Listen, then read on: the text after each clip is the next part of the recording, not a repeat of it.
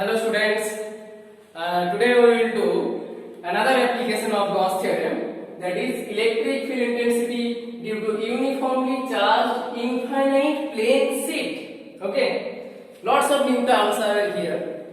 Uniformly, that you know, okay, that is any one thing means surface charge density, volume charge density, any one density will be constant.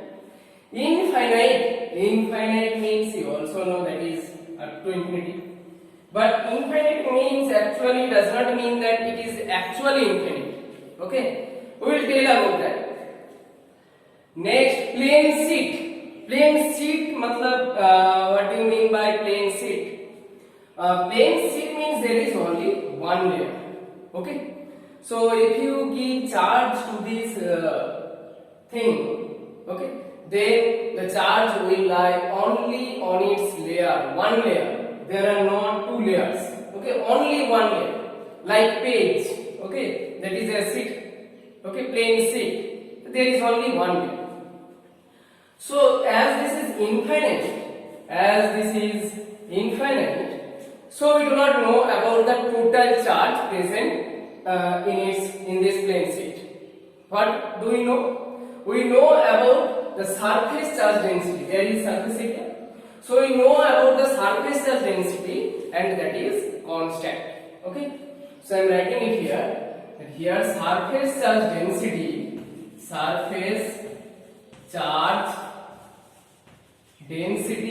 it is denoted by sigma. It is constant. Okay. Surface charge density is constant. Surface charge density means charge per unit area. Okay. Now we have to find the electric field intensity at any point at a distance r, which is at a perpendicular distance r from this plane sheet. So I am taking this is the distance. Okay, this is the distance r.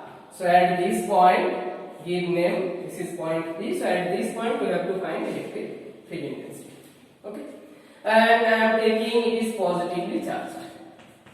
Okay, I am taking it is positively charged. Okay, now we have to draw that Gaussian surface. Okay, Gaussian surface means it will satisfy four properties, that is it will be closed, it will be symmetric about the charge distribution, number 3 the electric field intensity at any point on its surface will be constant, and fourth point E will be perpendicular or parallel to the surface area vector. Okay, so if you keep in mind these four properties, then I have seen that the Gaussian surface will look like a cylinder. Okay, so I am taking another point at the same distance from this point. Okay, another point at the same distance like this, so it will also be R, and the Gaussian surface will look like this. Okay, Gaussian surface will look like a cylinder. Okay, everyone, Gaussian surface will look like a cylinder. Okay, so this is the cylindrical Gaussian surface. So this is Gaussian surface. This is Gaussian surface. Okay. Now we will use the Gauss theorem. Close integral e dot ds equal to q enclosed by epsilon 0. So our work is to find the q enclosed. Q enclosed means what? Enclosed by this Gaussian surface. So how many charge will be enclosed by this Gaussian surface? So this is the area. This is the area on the Gaussian surface on this plane. Okay, and the amount of charge present in this area is the charge enclosed by the Gaussian surface. Okay, so I am taking this area A, this will also be A, and this thing will also be A. Okay, so draw these things, take small area, direction will be this, so this is ds1, and electric field will also go in this way. Okay, because it is positively charged. Here this is curved surface. on curved surface the area vector will be this, that is ds2. Okay, an electric field will go like this, that is E. And third one here, this is the surface area, small surface area will act in this direction, ds3, and electric vector will also go in this direction. Okay, so first we find Q enclosed. So Q enclosed. Okay, so as there is only one layer and the surface area of this layer enclosed by this Gaussian surface is A, so charge will be A area into surface charge density. Okay, that is sigma into A. This is the charge enclosed. This is the charge enclosed. Okay, now write the Gauss theorem. So using Gauss theorem we can write closed integral E dot ds equal to Q enclosed by epsilon 0, that is sigma A by epsilon 0. Okay, now divide this integration into three parts. First part, second part curved, and third part this flat again. So integration s1 E dot ds1 plus integration s2 E dot ds2 plus integration s3 E dot ds3 equal to sigma A by epsilon 0. Okay, now again these are dot product means cos theta. So take the first one, E dot ds1, that means it will be E ds1 cos theta. E and ds1, what is the angle? Both are acting in the same direction, that means 0 degree. So cos 0 means 1. So it will be E ds1. Okay, so I am writing it here. So E ds1. Second one, E dot ds2. Here, second one, E dot ds2, that means E ds2 into what is the angle? What is the angle? That is 90 degree. So cos 90 degree. Cos 90 degree means 0. So it will be 0. So second term will be 0. Third term again E ds3. Now come to third term. E and ds3 both are acting in the same direction. E and ds3 both are acting in the same direction. That means again cos 0 degree. Cos 0 degree means 1. So it will be only E dot ds2. E ds3. Okay. Now these two flat surfaces are at the same distance from this charge sheet. So E will be same. So take E out. So E integration ds1 plus E integration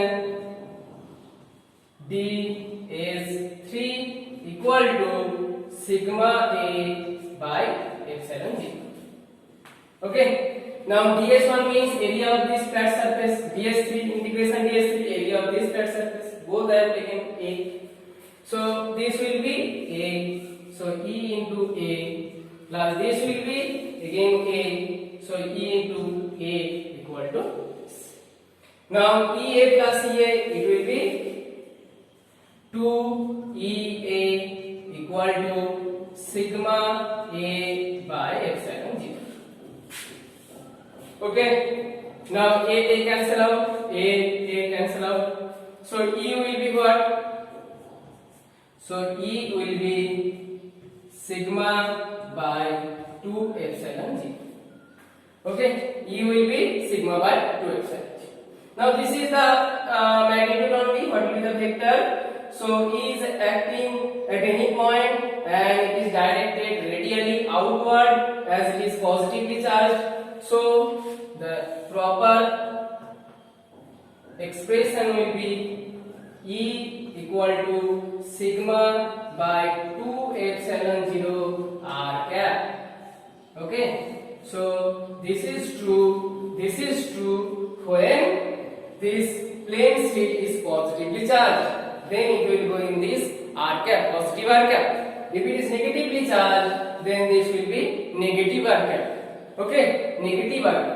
So this is the expression, and look at that expression properly, that there is no r term. Okay, in this magnitude part, look at this magnitude part, there is no r term. So magnitude of electric field intensity is not changing, is not varying with distance.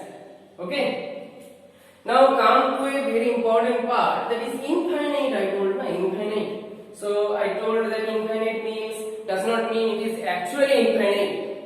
Infinite means from which point we are seeing.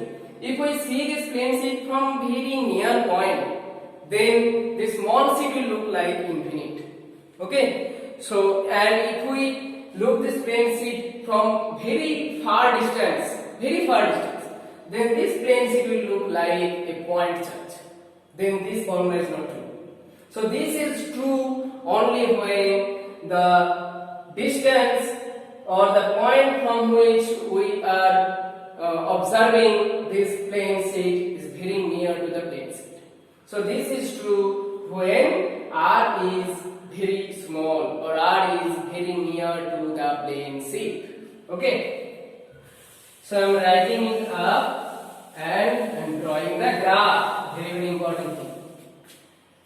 So E equal to sigma by 2 epsilon 0 r cap. This is true when the point P is very near to the plane sheet. Okay, near to the plane sheet. Okay, now come to graph, very easy graph. This is, there is no r. Okay, very easy graph. So this along y-axis will write E with proper unit Newton per coulomb, and along x-axis will write R with proper unit, that is meter, always SI unit. So there is no variation with R, so there will be no variation with R at any distance, provided that distance will be very near to this plane sheet. So it is constant throughout the space. Okay, at any point very near to that plane sheet is constant, and this constant value is equal to what? Sigma by 2 epsilon 0. So this is the proper graph. You will write this value here, what this line signify about the value of electric field intensity. So E will be sigma by 2 epsilon. Okay, fine. Okay.